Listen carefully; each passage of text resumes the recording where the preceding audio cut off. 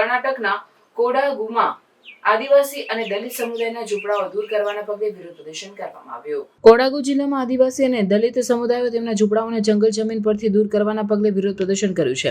પ્રભાવિત પરિવારો જે વર્ષોથી તાત્કાલિક આશ્રમોમાં રહેતા હતા તેઓ સ્થાયી ઘરો અને જમીનના અધિકારીને માંગ કરી રહ્યા છે.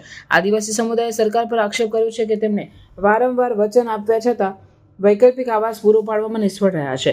વિરોધકારીઓએ તેમના સંઘર્ષને ઉજાગર કર્યો છે, જેમાં મૂળભૂત સુવિધાઓ અને માનવ સન્માનપૂર્ણ જીવન પર ભાર મૂકવામાં આવ્યો છે.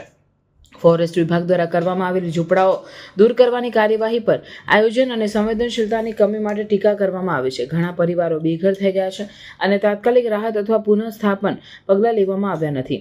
વિરોધકારીઓએ ફોરેસ્ટ રાઇટ્સ એક્ટના અમલ માટે માંગ કરી છે, જે પરંપરાગત જંગલ વસાહતો અને જંગલ જમીન પર રહેવા માટેના અધિકારોને માન્યતા આપે છે. કાર્યકરોએ આંદોલન સાથે જોડાઈને સરકારને આ મુદ્દાને ઉકેલવા અને પીડિત સમુદાયને ન્યાય સુનિશ્ચિત કરવા માટે અપીલ કરી છે. આ વિરોધોએ જમીનના અધિકાર અને આદિવાસી અને દલિત સમુદાયોને મૂળભૂત સુવિધાઓ મેળવવામાં આવતા પડકારો પર ધ્યાન આકર્ષ્યું છે. પ્રભાવિત પરિવારો દરેકના ઘરના માટે 3 એકર જમીન અને સ્થાયી ઘરોની માંગ કરી છે.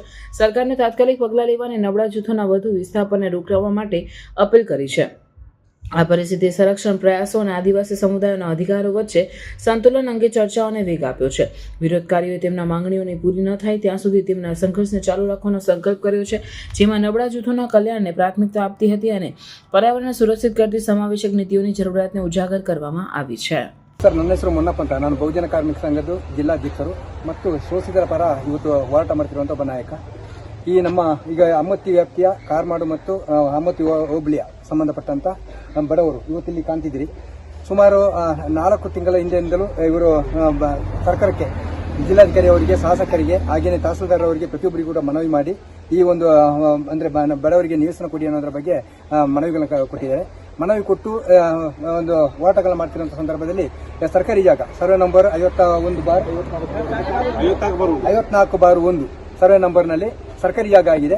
ಆ ಸರ್ಕಾರಿ ಜಾಗನಲ್ಲಿ ಬಡವರು ಒಂದು ಪ್ರತಿಭಟನೆ ಅಂದರೆ ಜಾಗ ಕೊಡಿ ಅನ್ನೋ ಮನವಿಯನ್ನು ಕೊಡುವ ಉದ್ದೇಶದಿಂದ ಆ ಜಾಗದಲ್ಲಿ ಪ್ರತಿಭಟನೆ ಮಾಡ್ತಿದ್ರು. ಒಂದು 3 ದಿನದಿಂದ ಪ್ರತಿಭಟನೆ ಮಾಡಿದರು.